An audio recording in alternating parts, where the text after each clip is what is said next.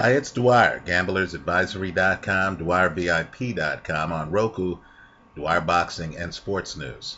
Remember, the opinion you should follow should be your own. Just consider this video to be a second opinion from a complete stranger online. Now, let's talk Demetrius Andrade's lawsuit against Roc Nation. Right? I haven't looked at the actual pleading. I'm just reading online reports. I'm guessing it's interference with contractual relations, breach of oral contract, interference with economic advantage, things like that for the law school crowd. Let me say this. Now, I do believe there isn't as much money in boxing as you think, right? I believe there's money for just the elite few. Understand, in terms of talent, Demetrius Andrade, in my opinion, is one of the elite few. He's unbeaten. I would not hesitate to take him over Saul Alvarez today. Wouldn't hesitate. Let me say, if he goes up to 160, I think a lot of the top guys at 160 would find that they couldn't compete with his legs or his hand speed. I think he beat some of the champions at 160 pounds, right? So, the money being talked about in this unique circumstance with a fighter who right now seems to be flying below the radar, but is actually an elite talent, right? I know the lawsuit's for $10 million, but read further and you'll hear about alleged promises for $550,000, $750,000. My point to you is simply, this matter will be resolved because the money being bandied about is less than the money he would make if he were to fight a Canelo, fight an elite champion. Keep in mind, he himself is a champion, right? $550,000 for a superstar fighter is the kind of thing that people will file lawsuits over, but will ultimately settle because the money pot is too big. In other words, one of the allegations is that Roc Nation didn't honor a promise to pay him $550,000. A lot of people would leap at the opportunity to pay this guy $550,000 or more, $1 million, right, for certain fights. And the bottom line is, you can only ignore elite fighters for so long, right? There's an active boxing press out there. Sooner or later, people are going to start to yell at other champions. They're going to yell at people like Saul Alvarez. Hey, what about Demetrius Andrade? If Andrade were to say, hey, you know what, I'm going to campaign at 160.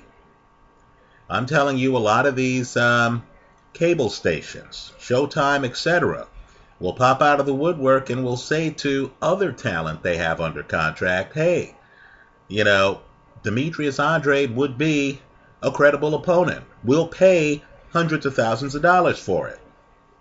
So much like you knew the Manny Pacquiao defamation suit against Floyd Mayweather was going to settle, I believe this lawsuit is going to settle. Understand, a lot of times people file lawsuits as part of their negotiating strategy, right? Don't view this as the end of the world. View this as a bump in the road. It could be that the parties suing each other might well end up doing business with each other shortly, right? What could happen too, and you saw this at light heavyweight, where Kovalev's people were upset with Stevenson's people. They thought they had a deal, right? Things unraveled. It could be too that the parties just go their separate ways, because in my opinion, if Andrade keeps being Andrade, right? If he keeps training, if he keeps getting after it, if he keeps showing up and dismantling opponents like he dismantled Brian Rose, right? And an argument can be made he softened up Brian Rose for Carson Jones, right? Then my point to you is, in the big scheme of things, right? The money being talked about. The guys could go their separate ways and make that much money, right? View Andrade as an elite talent. Maybe he's not as well known as some of the other guys you've heard of, right? Peter Quillen, Canelo, Cotto. I believe he's serious competition for all three of those guys, right? This matter will be resolved. I'll be surprised if it lingers. I think this lawsuit is really part of some bigger negotiation strategy involving the promotional rights to this up-and-coming fighter. It should tell you a lot that, according to the allegations, Showtime was interested in him, right? HBO was interested in him. He has a promotional group.